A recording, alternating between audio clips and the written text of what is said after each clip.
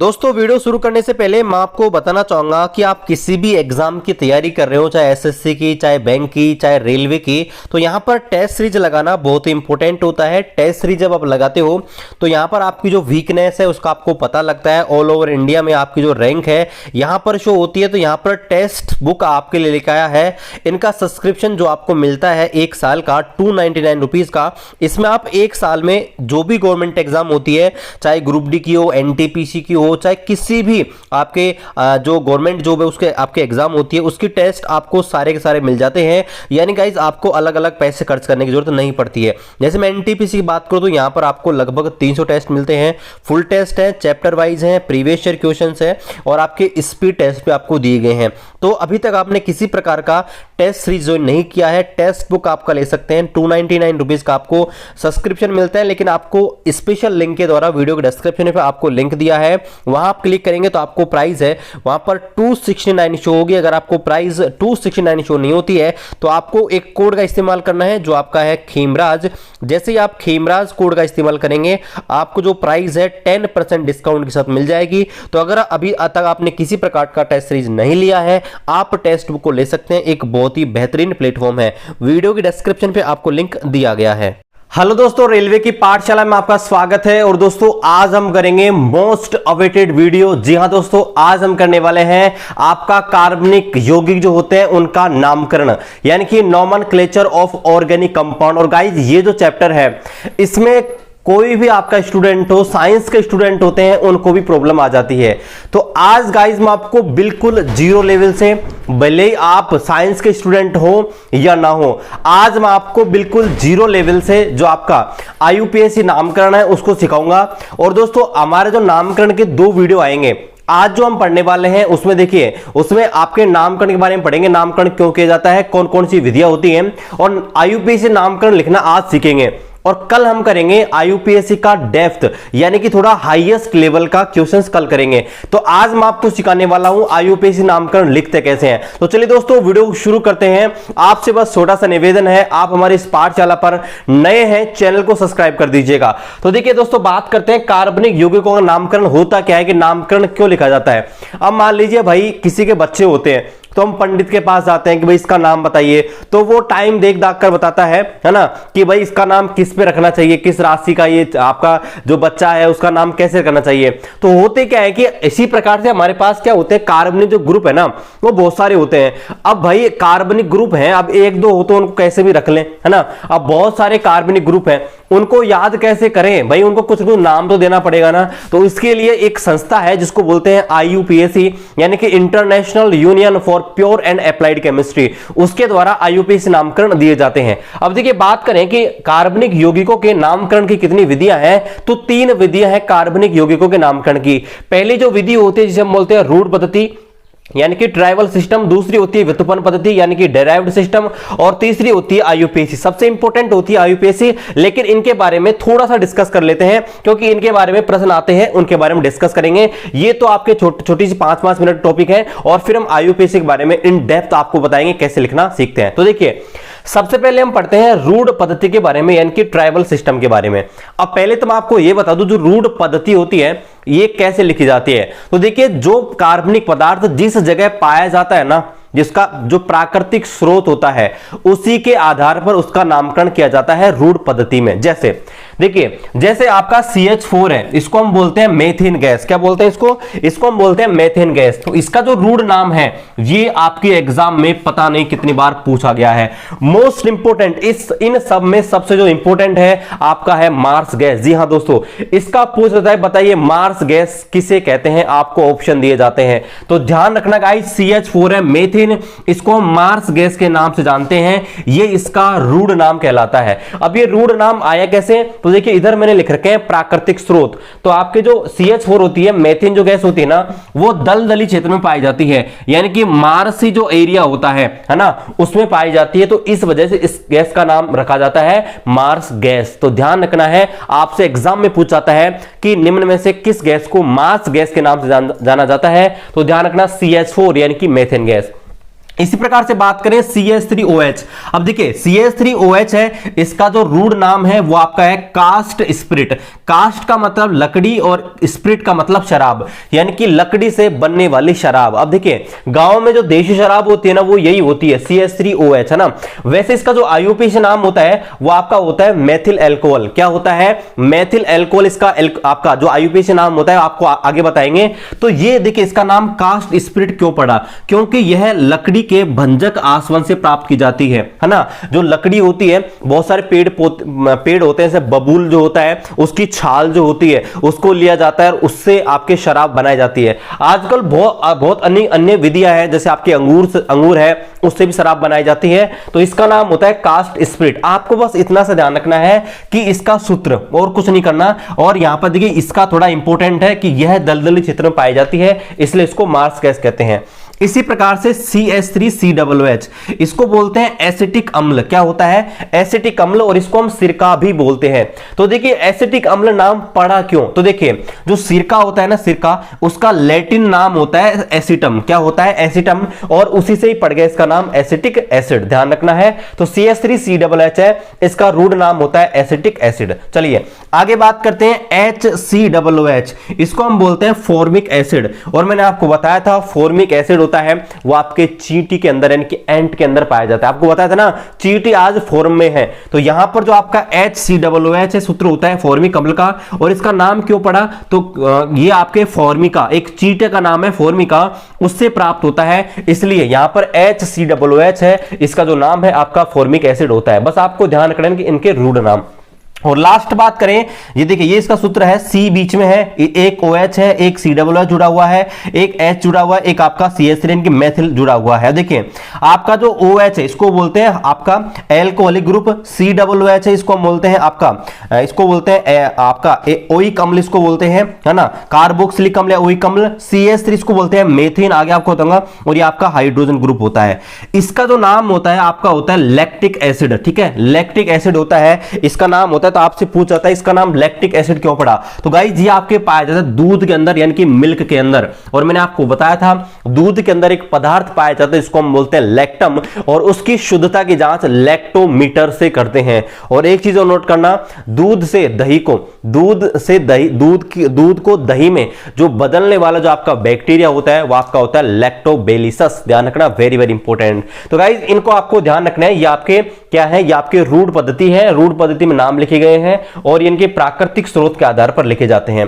तो रूट पद्धति में क्या किया जाता है? जो कार्बनिक पदार्थ जहां पर पाया जाता है ना, उसके उद्गम स्थल, उसका प्राकृतिक स्रोत, उसी के आधार पर उसका नामकरण लिखा जाता है। इसे हम बोलते हैं रूट पद्धति। अब देखिए रूट पद्धति में आपको और चीज ध्यान रखनी है। देखिए रूट पद्धति के आधार पर इनका नामकरण भी किया जाता है। कैसे? देखिए पहले तो मैंने आपको बताया था जो आपके जो कार्बनिक पदार्थ होते हैं उनको हमने वर्गीकृत किया था। तब आपको ध्यान रखना है कि देखिए दो प्रकार के आपके क्या होते हैं? कार्बनिक यौगिक होते हैं। एक आपके होते हैं शाखित, एक होते हैं अशाखित। अब ये शाखित क्या होते हैं और अशाखित क्या होते हैं? जैसे मान लीजिए आपका कोई पेड़ है, बहुत सारे पेड़ होते हैं ना।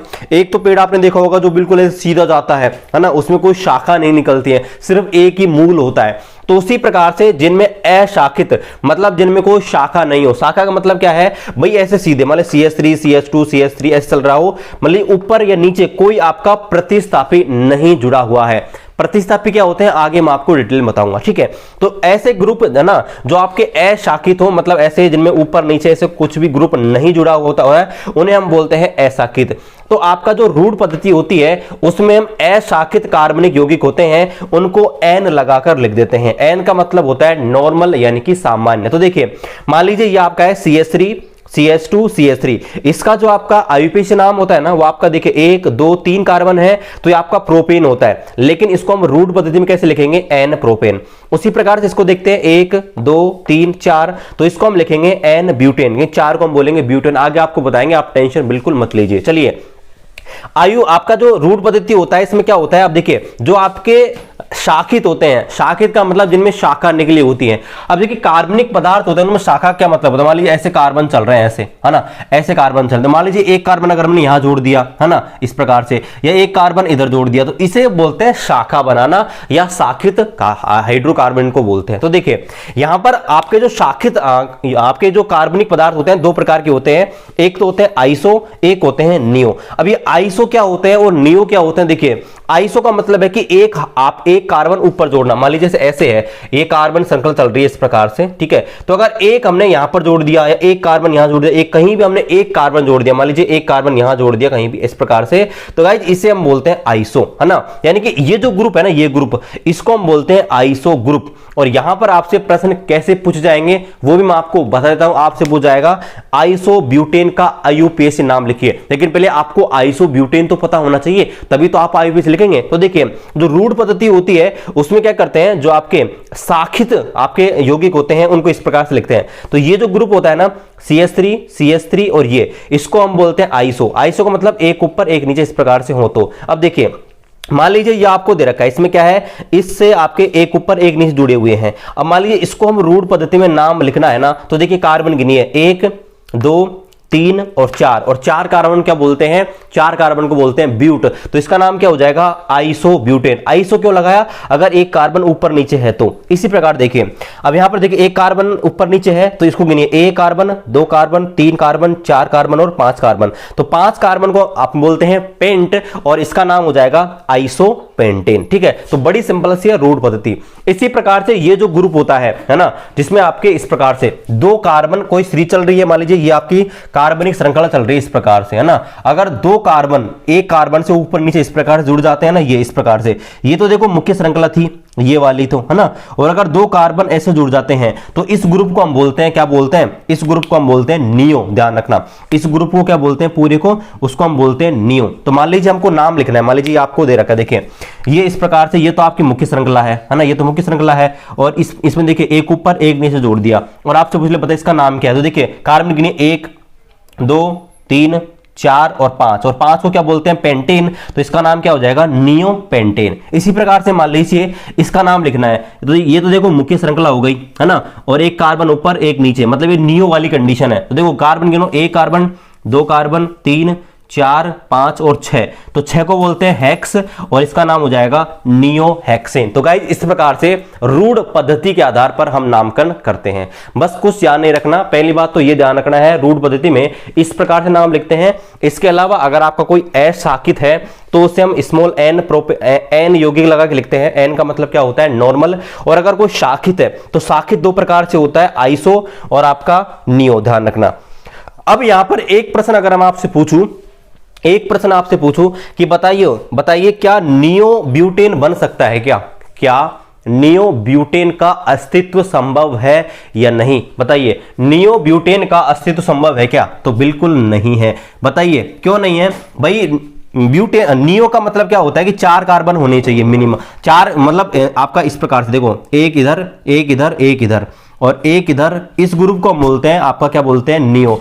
अब बताओ 1 2 3 4 5 कार्बन मिनिमम चाहिए। इसका मतलब क्या है कि आपका जो नियो ब्यूटेन है उसका अस्तित्व बिल्कुल भी नहीं है। इसी प्रकार से मैं आपसे पूछूं, बताइए आइसो आपका, मैं आपसे पूछ लूं, है ना, तो ध्यान रखना है इसी प्रकार से कि इसका आपका अस्तित्व नहीं होता है। चलिए ये आपकी थी, इसको हम बोलते हैं रूढ़ पद्धति। अब चलिए बात करते हैं व्युत्पन्न पद्धति, ये तो छोटी सी है, फिर हम आपको आईयूपीएसी नामकरण लिखना सिखाएंगे। तो इसको आप नोट डाउन कीजिए, फिर हम आगे कंटिन्यू करते हैं।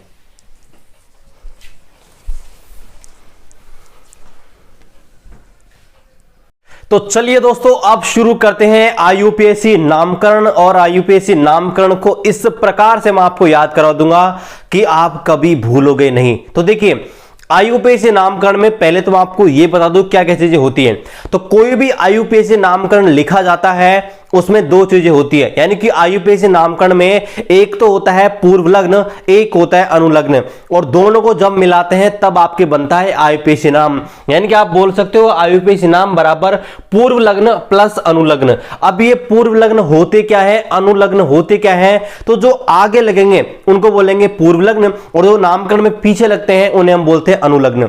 अब देखिए किसका पूर्व लग्न लिखा जाता है, किसका अनुलग्न लिखा जाता है, वो मैं आपको धीरे धीरे बता चलूंगा। देखिए तो यहां पर देखिए सबसे पहले तो आपको क्या करना है, ये याद करना है, जो भी चीज मैंने लिखी हुई है ये आपको याद होनी चाहिए, फिर आप किसी का भी आयुपेशी नामकरण लिख सकते हैं। आपके रेलवे के एग्जाम में कोई भी प्रश्न आ जाए गलत नहीं होगा। देखिए पहले तो आपको यह पता होना चाहिए, अगर कार्बन की संख्या 1 है उसको बोलते हैं मेथ, 2 है उसको बोलते हैं एथ, 3 होती है उसको बोलते हैं प्रोप, 4 होती है उसको बोलते हैं ब्यूट, 5 उसको बोलते हैं पेंट, 6 होती है उसको बोलते हैं आपके हेक्स, 7 होती है उसको बोलते हैं हेप्ट, 8 होती है उसको बोलते हैं ऑक्ट, 9 होती है उसको बोलते हैं नॉन, और 10 होती है उसको बोलते हैं डेक। पहले तो आपको यह पता होना चाहिए कि कितने कार्बन है और उनको किस किस नाम से जाना जाता है। तो जितने कार्बन है उतने याद होने चाहिए, मैथ, एथ, आपको ध्यान रखना है, meth, eth, prop, but, pent, hex, hept, oct, non, dec, ये पूरे आपको 10 तक याद होने चाहिए। लेकिन एग्जाम में आपके ये 6 तक याद है तो भी अपना काम चल जाएगा।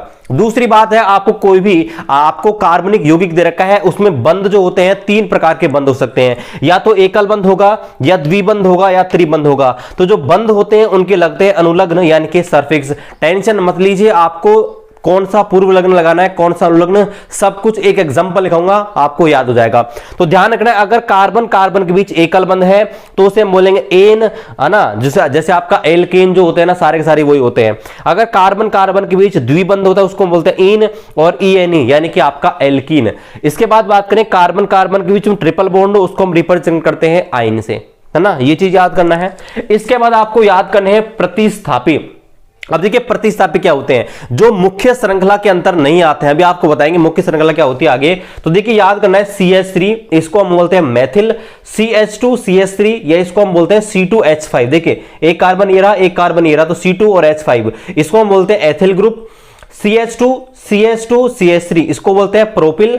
Cl होता है अगर आए उसको हम बोलते हैं क्लोरो, B आ रहा है तो उसको हम बोलते हैं ब्रोमो, I आता है उसको बोलते हैं आइडो, F आता है उसको बोलते हैं फ्लोरो, NO2 आता है उसको हम बोलते हैं नाइट्रो।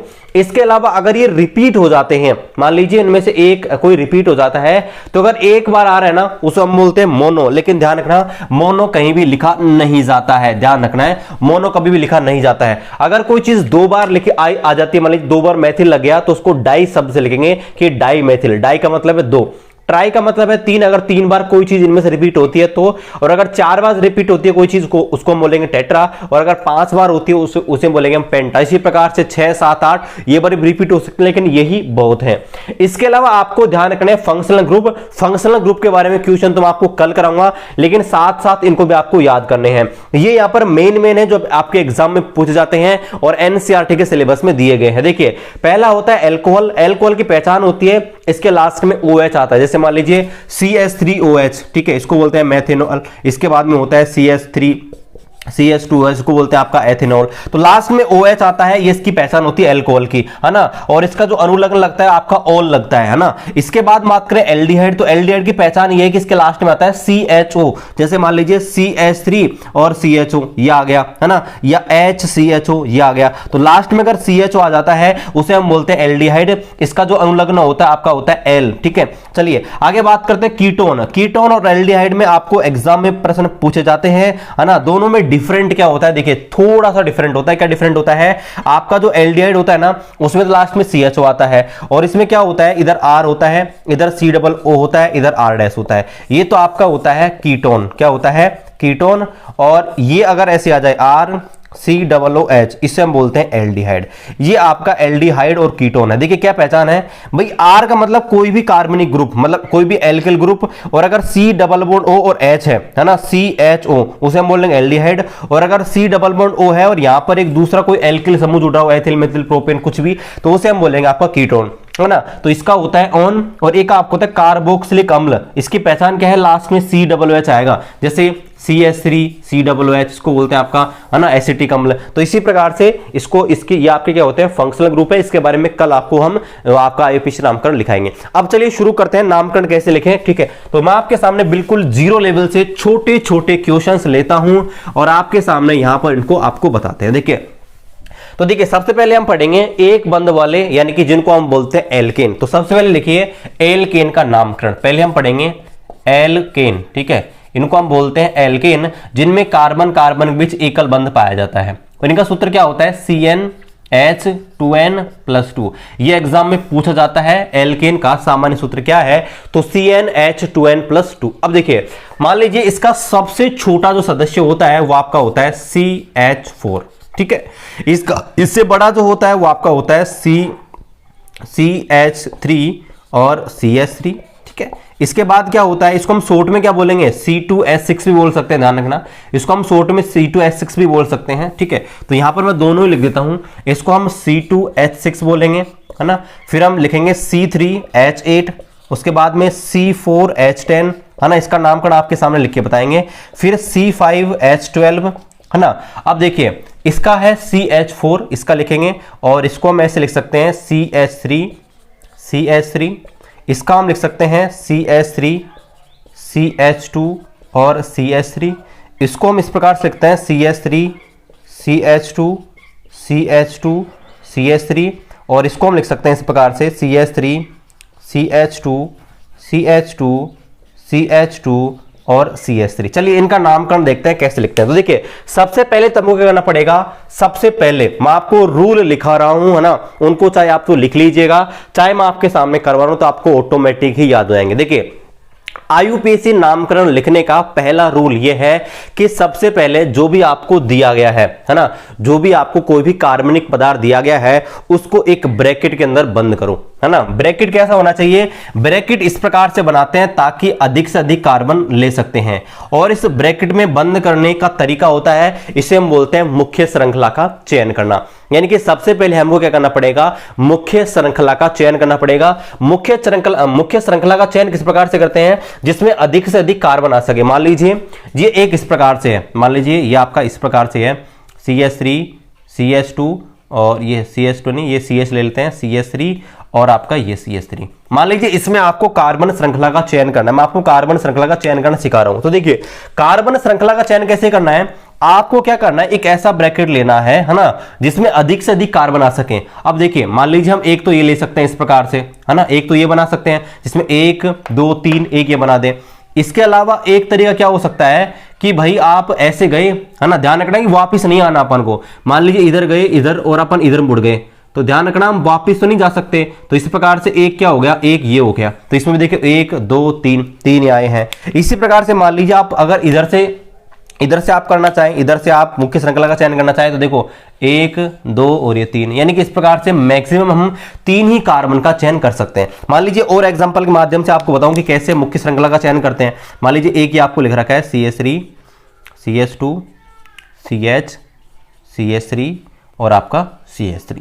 मान लीजिए इसमें हमको मुख्य श्रृंखला का चयन करना है, तो क्या करना है, हमको एक ब्रैकेट लेना है, इस प्रकार से चयन करना है ना, जिसमें अधिक से अधिक कार्बन आ सके। तो देखो एक तरीका तो क्या है, एक तरीका तो यह है कि आप ऐसे सीधा सीधा ये वाला, है ना, ये वाला, इसमें 1 2 3 4 कार्बन आ जाएंगे। दूसरा तरीका क्या हो सकता है, दूसरा तरीका ये हो सकता है कि आप यहां से चले और इस कट से घूम गए और तो आपको वापिस आ जाना है ना, तो या मतलब वापिस इधर आना है, इधर नहीं जा सकते, वापिस ध्यान रखना ना।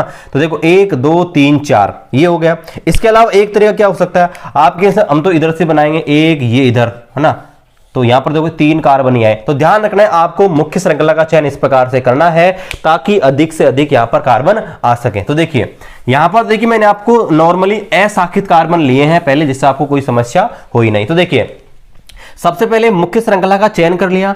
मुख्य श्रृंखला का चयन करने के बाद यहां पर जो अंदर कार्बन लिखे गए हैं उनके ऊपर नंबर लिखते हैं। तो लिख लीजिए नंबर लिखने का तरीका क्या है वो भी आपको बता दूं। भाई कार्बन के ऊपर नंबर वहां से लिखते हैं जहां से या तो कोई प्रतिस्थापी नजदीक हो या द्विबंध या त्रिबंध नजदीक हो, लेकिन यहां पर कोई प्रतिस्थापी नहीं है, प्रतिस्थापित मतलब इनमें से कोई आपका अलग से जुड़ रहा हो, ध्यान रखना ये नहीं अलग से जुड़ रहा हो, है ना, मान लीजिए जैसे या ऊपर जुड़ रहा हो नीचे जुड़ रहा हो, ऐसे उनको बोलते हैं प्रतिस्थापी। ठीक है, तो देखो ना तो इसमें कोई प्रतिस्थापी है ना ही कोई द्विबंध है, क्योंकि सारे साले सिंगल बॉन्ड है। ठीक है, देखिए अब इसका नामकरण करने के लिए क्या करेगा, नंबर लिखने पड़ेंगे। तो नंबर लिखा, किधर से लिख सकते हैं, इधर से क्योंकि नॉर्मल है। देखिए ये वाला कार्बन 1 और ये वाला कार्बन 2, क्या करते हैं आपके जो भी कार्बन दिए गए हैं उनका क्या करते हैं, नंबरिंग करते हैं, उनके ऊपर नंबर लिखते हैं। नंबर लिख दिए, नंबर लिखने के बाद अब देखते हैं कोई प्रतिस्थापित तो नहीं है, कोई प्रतिस्थापित नहीं है, तो शुरू हो जाइए नामकरण करने के लिए। हमें क्या करने पड़ेगा, एक तो इसका लिखना पड़ेगा पूर्व लग्न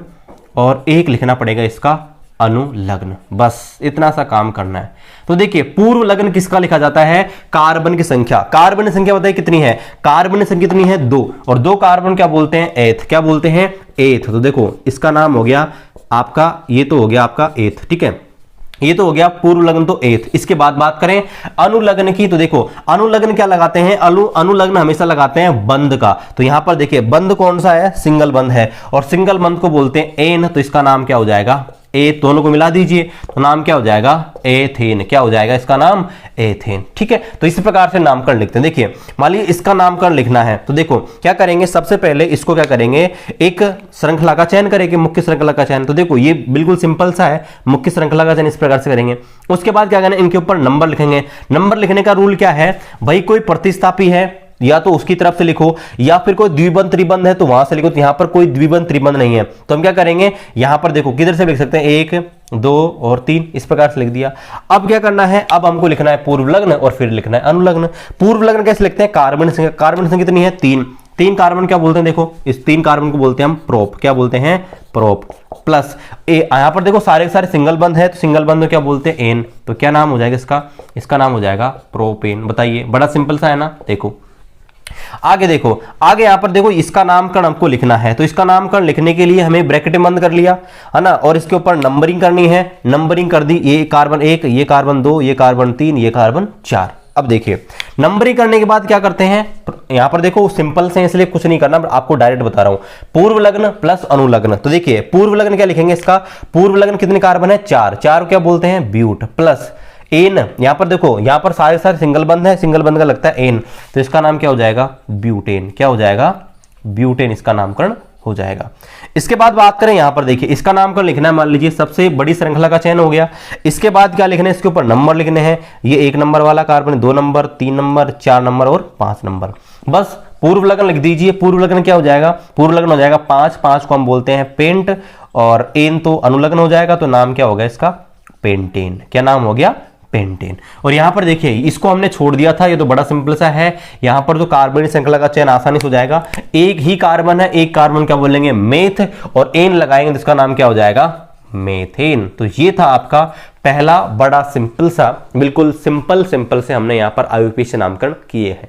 चलिए आशा करते हैं कि आपको समझ आ रहे होंगे, थोड़ा टाइम आप इंतजार कीजिए गाइज, जैसे जैसे मैं आपको एग्जांपल कराता जाऊंगा आपको यहां पर पूरा सब कुछ समझ आ जाएगा, आप टेंशन बिल्कुल भी मत लीजिए। चलिए इसको आप नोट डाउन कीजिए, फिर मैं आपकी और बेहतरीन प्रैक्टिस करवा देता हूं, और धीरे धीरे क्वेश्चंस का लेवल हम बढ़ाते हैं, है ना। तो चलिए इसको आप नोट डाउन कीजिए, फिर आगे कंटिन्यू करते हैं।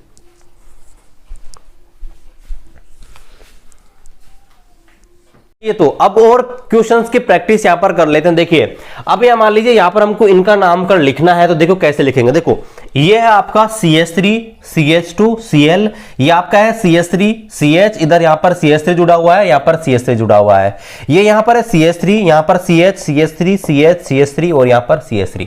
अब देखिए यहां पर हमको क्या करना है, नामकरण लिखना है। तो मैंने आपको क्या बताया था, यहां पर सबसे पहले क्या करते हैं, सबसे पहले आपको कार्बनिक श्रृंखला का चयन करना है सबसे बड़ी। तो देखिए आप में से बहुत सारे लोग क्या करेंगे, सबसे लंबी कार्बनिक श्रृंखला का चयन करेंगे, ये वाली, जो कि आपकी गलत है। क्यों गलत है, क्योंकि ये भाई साहब कार्बन नहीं है, ये तो क्लोरीन है। भाई ये तो क्लोरीन है, तो ये थोड़ी आएगा। तो देखो कार्बन श्रृंखला का चयन क्या करना है, आपको उस कार्बन श्रृंखला का चयन करते समय ध्यान रखना है सबसे अधिक कार्बन आ जाए। तो ध्यान रखना है यहाँ पर 2 ही कार्बन है, तो यहां पर ये हुई आपकी कार्बन श्रृंखला का चयन। देखो कार्बन श्रृंखला का चयन करने में क्या करना है, मैक्सिमम कार्बन आ जाने चाहिए। तो देखिए ये कार्बन श्रृंखला का चयन हो गया। अब कार्बन श्रृंखला का चयन करने के बाद हमें इसके ऊपर लिखने पड़ेंगे नंबर। तो देखो मैंने आपको बताया था नंबर वहां से लिखने हैं या तो प्रतिस्थापी जो है, प्रतिस्थापी क्या होता है, जो आपके मुख्य श्रृंखला के अंतर नहीं आते हैं, बाहर रह जाते हैं। तो बाहर कौन रह गया, क्लोरीन भाई साहब रह गए, है ना।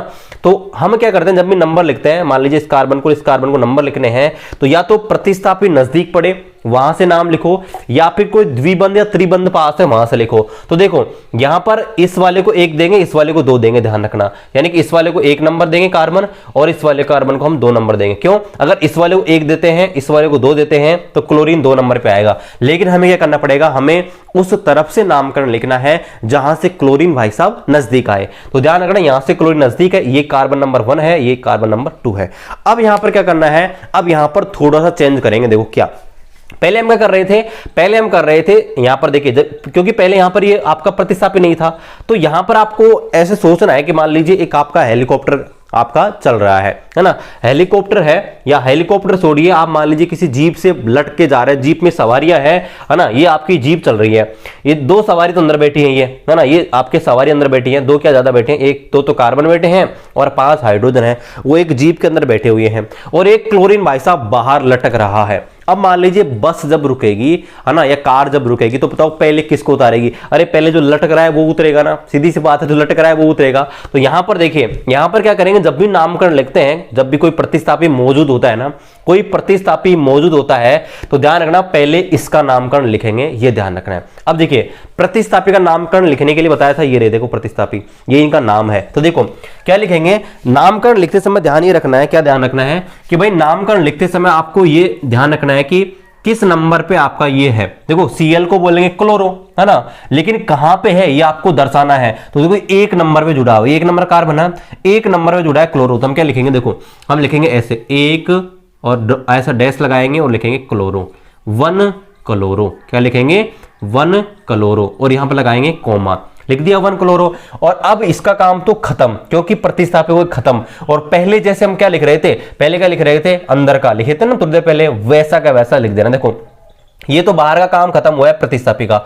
अब अंदर आते हैं, तो अंदर देखिए कितने कार्बन है, 2 कार्बन, तो 2 कार्बन क्या बोलते हैं, हम बोलते हैं एथ, प्लस यहां पर सिंगल बंद है देखो सारे के सारे, तो इसे क्या बोलेंगे एन, तो इसका क्या नाम हो जाएगा एथेन। तो शॉर्ट में लिख देता हूं मैं यहां पर मिला के में एथेन, ठीक है। तो इसका नाम क्या हो गया, इसका नाम हो गया 1 क्लोरो एथेन, ठीक है, समझ आ गया होगा। चलिए क्वेश्चन नंबर 7 पे आते हैं। देखो क्वेश्चन नंबर 7 में क्या करना पड़ेगा, हमको सबसे लंबी कार्बन श्रृंखला का चयन करना पड़ेगा। तो थोड़ी देर पहले आपको बताया था, एक तरीका तो ये है, देखो इसमें तीनों कार्बन आ सकते हैं। एक तरीका क्या है, आप इधर जाके इधर जाके इधर जाके इधर जाके फिर आओ। तो भाई क्यों हम यूं रास्ते में क्यों भटकेंगे, सीधा सीधा चलेंगे ना, हाँ क्यों भटकेंगे ऐसे उल्टा सीधा, सीधा चलेंगे। तो देखो नाम दोनों का सेम ही आएगा ना, कोई ज्यादा डिफरेंट नहीं आएगा। तो हम क्या करेंगे, सबसे लंबी श्रृंखला का ये चयन हो गया।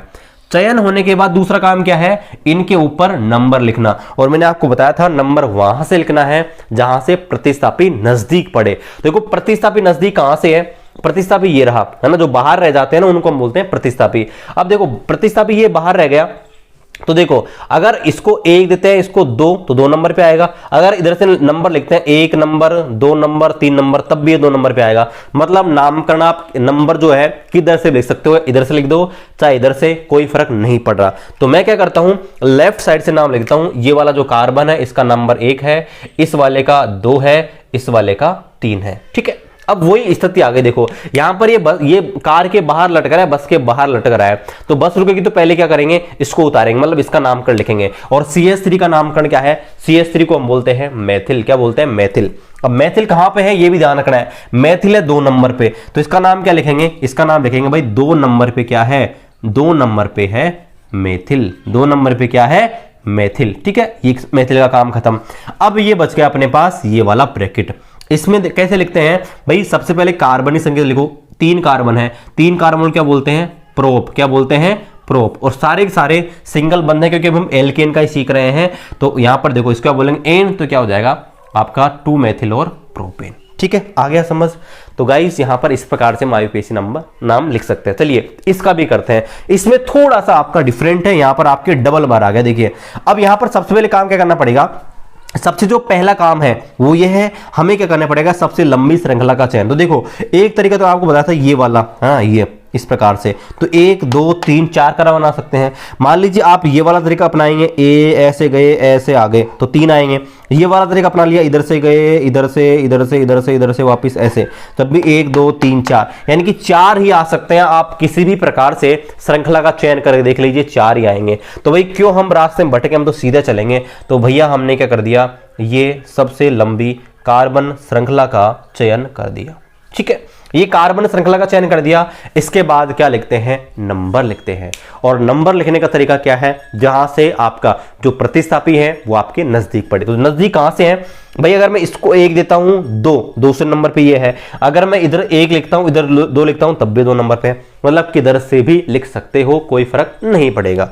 तो इसको मैंने लिख देता हूं 1 नंबर, इसको मैं लिखता हूं 2 नंबर, इसको लिखता हूं 3 नंबर, इसको मैं लिखता हूं 4 नंबर। चलिए, अब वही स्थिति है यहां पर, ये आपकी कार चल रही है, बस चल रही है ना, जीप चल रही है, 2 जने बाहर लटक रहे हैं। तो पहले हमको इनको उतारना पड़ेगा। तो इनको उतारना है मतलब क्या है, पहले इसका नामकरण लिखना पड़ेगा। तो इसका नामकरण कैसे लिखते हैं, हम कैसे लिखेंगे भाई, 2 नंबर पे क्या है, इसको बोलते हैं मैथिल। ठीक है, ये रहा। 2 नंबर पे क्या है, मैथिल। 3 नंबर पे क्या है, मैथिल। तो मैथिल 2 बार आ गया ना। और मैंने आपको बताया था अगर आपका कोई प्रतिस्थापी 2 बार आता है, 2 बार रिपीट होता है, तो उसे हम बोलते हैं डाई। क्या बोलते हैं, डाई। तो देखो कैसे लिखेंगे डाई, तो देखो डाई कैसे लिखेंगे, देखो एक तो 2 नंबर पे है, एक 3 नंबर पे है। तो हम ऐसे लिखेंगे, देखो 2 नंबर पे है एक तो भाई साहब, ए आपके भाई साहब 3 नंबर पे है, और क्या लगा देंगे, डाई। क्या लिखेंगे, डाई। 2 नंबर पे भी है, 3 नंबर पे भी है, डाई। और क्या चीज है, मैथिल। ठीक है, तो ये तो आपका हो गया प्रतिस्थापी का नाम, मतलब जो बाहर लटक रहे हैं ना, इनका नाम हो गया। एक तो भाई 2 नंबर पे है, एक 3 नंबर पे है, और डाई लगा दिया। डाई का मतलब रिपीट हो रहे हैं, 2 3 डाई मैथिल। और यहां पर देखो अब अंदर आते हैं, अंदर कितने कार्बन है, 4। 4 को क्या बोलते हैं, 4 को हम बोलते हैं ब्यूट। और सारे सारे एकल बंध है, इसलिए इसका नाम आ जाएगा ब्यूटेन। क्या आ जाएगा, ब्यूटेन इसका नाम आ जाएगा। ठीक है गाइस, तो आशा करता हूं कि आपको धीरे धीरे चीजें यहां पर समझ आ रही होंगी। चलिए, और यहां पर और शानदार प्रैक्टिस करते हैं, और थोड़ा सा क्वेश्चंस का लेवल यहां पर बढ़ाते हैं। लेकिन इससे पहले आप इनको नोट डाउन कीजिए, फिर आगे कंटिन्यू करते हैं।